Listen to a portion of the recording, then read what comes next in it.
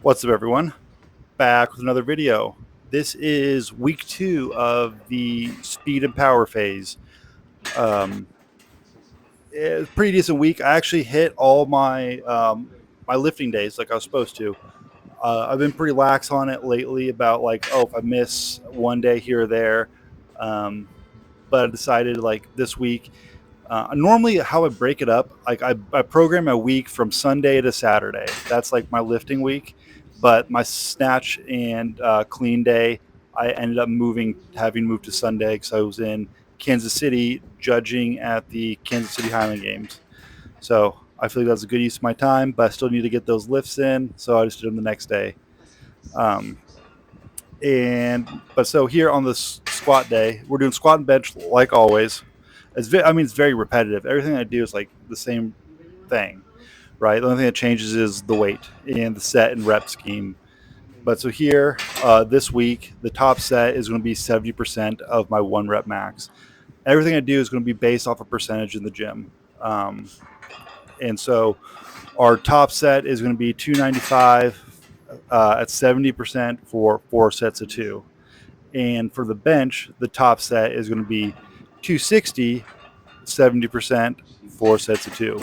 All my main lifts are going to be very similar. The only percentages that are different this week are going to be the snatches and cleans, because this is the speed and power phase, and that's where those lifts like really excel in speed and power and explosiveness.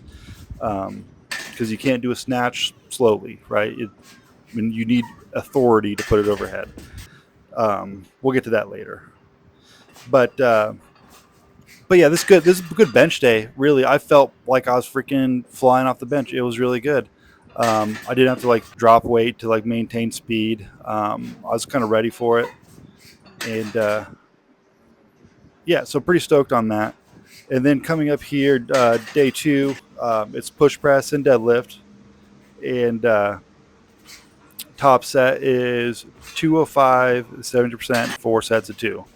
And then deadlift is going to be 405, 70%, 4 sets of 2. Very simple, very easy to do it that way. But these push presses, I would say, are probably the best they've ever felt. I felt very explosive, and I think that's partially because I'm kind of timing them a little bit different. I don't know, I'm catching the rebound and utilizing I don't know, that first initial little dip before I get into it, and I don't know, I'm using the whip of the bar. It felt really good, and maybe it's the timing, maybe it's the corn socks that I'm wearing. They have corn on them, not like Corn the band, like corn with a C. It says "aw shucks." Get it? It's a corn joke. It's kind of corny. All right, enough with the corn wordplay. So now we're on deadlifts. So previously, if you watched my videos, you know that I've been almost exclusively doing trap bar for 2 years, trap bar deadlifts. And as an athlete, that is perfectly acceptable. I'm not a power lifter. I don't have to use a straight bar. But I started maxing out kind of all the weight that I can do on the safety squat bar, on the trap bar or hex bar, whatever you want to call it. So I decided to move back to the straight bar and try to give that a pull. It has been a battle. I'm not used to pulling this low because it's been so long. But this day felt pretty good. I don't know. The first pull is a little slow, but then I'm catching it off the bounce a little bit, and I feel kind of explosive doing it. 405 was kind of slipping on my hands a little bit, so I put the straps on. And I think that's perfectly fine. I'm not worried about grip strength here, but you get it. All right, so now this is the snatch and clean day.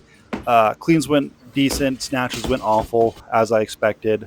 I'm actually on the wrong week. This was supposed to be next week's percentages and reps, but I read the book wrong, so here we are.